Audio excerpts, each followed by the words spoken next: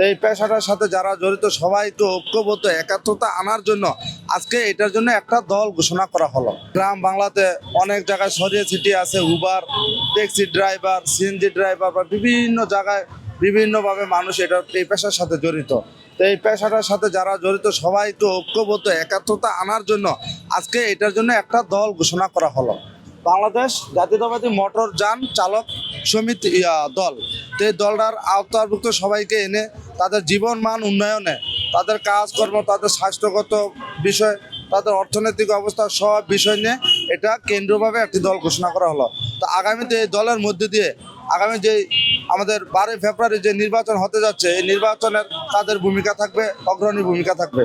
তারা সারা বাংলাদেশে যারা নিপীড়িতভাবে বিভিন্ন জায়গায় ছড়িয়ে ছিটিয়ে আছে সবাইকে একাত্মতা এনে এই দেশের জন্য, বিএনপির জন্য, বাংলাদেশের মানুষের জন্য যাতে তারা সামনের কাতারে থেকে কাজ করতে পারে, সেই জন্য আমাদের ত্যাগী যারা নেতৃবৃন্দ আছে তাদেরকে একত্রিত করে আগামী দিনে রাজনীতিতে তাদেরকে সামনের সারির থেকে নেতৃত্ব দিতে হবে।